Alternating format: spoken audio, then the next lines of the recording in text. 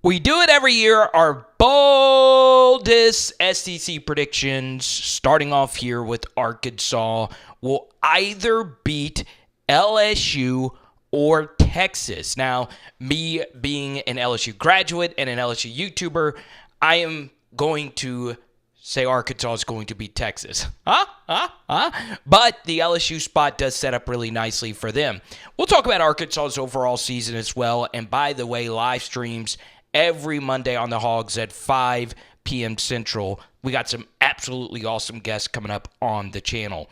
Obviously, that's a win versus UAPB and UAB. Going to Oklahoma State is a game that they will probably lose.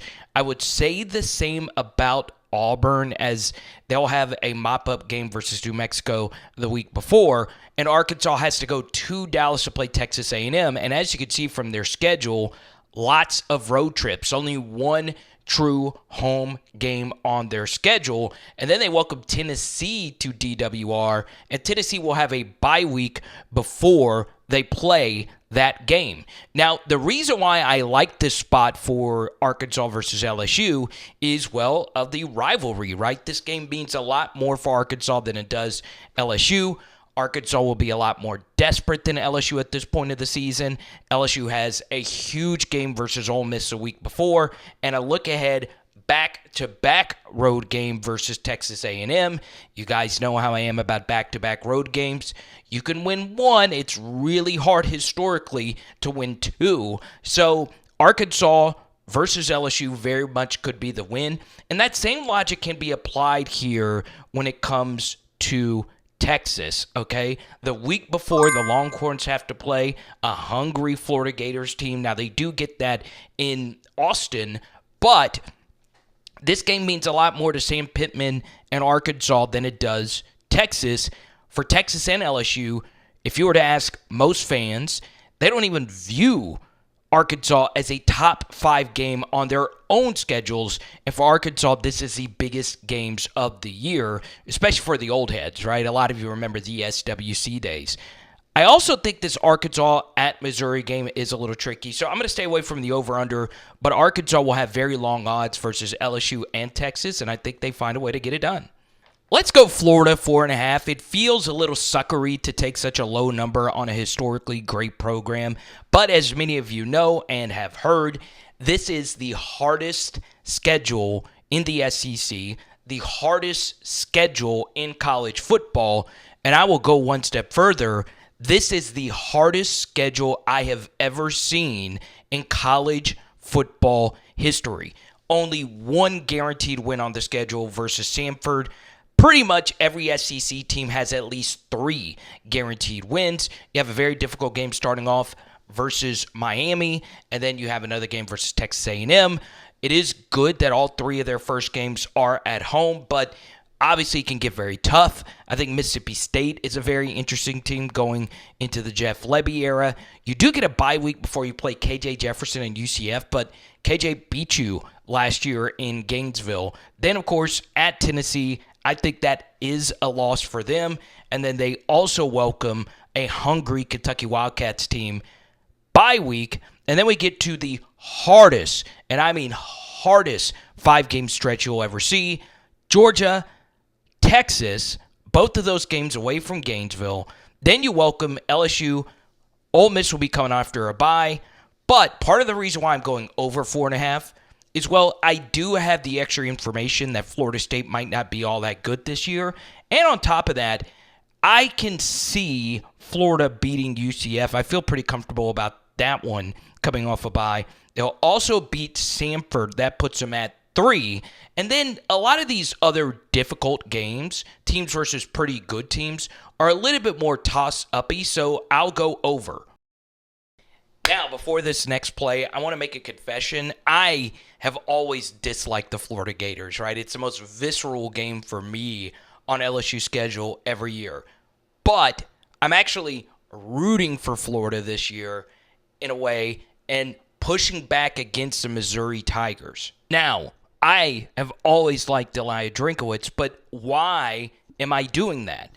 Well, I want to celebrate teams that schedule hard, and Florida's scheduled very hard. where Missouri scheduled unfreaking believably cotton soft. And guess what? They are also given an all-time easy SEC schedule, okay? And I'll go through a few facts about the schedule. By far the easiest first month of the season I might have ever seen in SEC history. They're putting the Kentucky Wildcats to shame with how soft this is. And if you want to learn about Kentucky's schedule, I did a deep dive on how they used to fool everyone thinking that they would play an SEC schedule. That video is floating in the top right corner of your screen. So they get that ridiculously soft SEC schedule. And then on top of that, they were lucky enough to draw Vanderbilt. That is just unfreaking believably soft, okay? But I am pushing back, even though this Missouri schedule is so great for them. By the way, on top of having this really easy schedule compared to everyone else in the SEC, remember, this is the year of the double bye, and Missouri is the only team that gets to play 4 games, bye, 4 games, bye, and 4 games. So they are the only team that has equal amount of rest between their games, if that makes sense. Either way, I'm a little bit higher than most on Texas A&M, so I think that's a loss, even though they'll be coming off a bye, and Texas A&M will be on the back end of playing 6 consecutive games. UMass, that's soft. They'll get Auburn at home for homecoming. That should also be a win, but I could see Auburn winning that one as well. On the road versus Alabama, man, I'm a little bit on an Alabama fade, and by the way, Alabama will be playing 5 games at the end of 5, and of course, Missouri in this spot will be playing 4 games at the end of 4.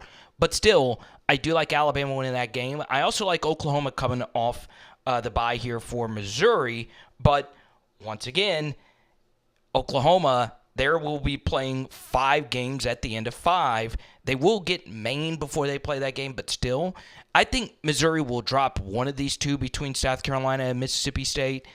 But it's so hard for me to go against them here.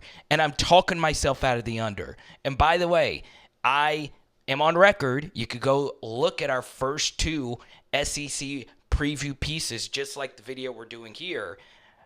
Elijah Drinkwitz has made me money. I have bet over on their win total 2 years in a row, and it was my lock of the year in year 1. So I really, really do like Elijah Drinkwitz. As you can see, this is of my schedule rankings. I do this every year. I power rank every team's schedule. This got the easiest schedule by a pretty wide margin, and LSU was the team before them when it comes to schedule strength. But I just don't like the loss of Blake Baker. I really don't. I don't like the loss of 4 really good defensive players. And I do think we have overvalued just a little bit Brady Cook, despite him being very experienced. So I am going to go against Missouri here and pick the under. I don't feel great about it at all. I'm going Alabama under 9.5 this year. Another one that I don't feel too comfortable about, because I do like Kalen DeBoer. I think this was a good hire for them. I am not sure how Jalen Milroe, though, fits in the Alabama offense. And I know they're going to build it to cater to his strengths, but we did a deep dive a few weeks ago, floating in the top right corner of your screen, why I'm very skeptical of Jalen Milroe getting this offense to its ceiling. I'm also a little skeptical of this wide receiver room. Maybe Jeremy Bernard is the answer there, but you know, I'm fading it just a little bit. They do get a bye week before they play Georgia, but I do think that's a loss. I think at Tennessee will also be a loss, but this game will be a high-scoring affair. I'm also a little bit higher than Tennessee than most. I do think they will beat Missouri, but like we just mentioned, Alabama, this will be the 5th game in 5 with 2 top 25 teams in that run with a difficult road game prior. So that Missouri game can get very tricky. You do get a bye week before you go to Tiger Stadium and play LSU. Tough spot there. I am leaning LSU there. LSU will be slight favorites, and that might change as we get closer to time. You have to go to Oklahoma. That's going to be pretty difficult. Oklahoma gets a bye week before you get there. So one interesting fact about Alabama when you study their schedule, they have 4 teams that will be coming off bye weeks. Now, Georgia and LSU, they will have equal rest because Alabama themselves also will have bye weeks before they play them. But, man, that is a tough draw.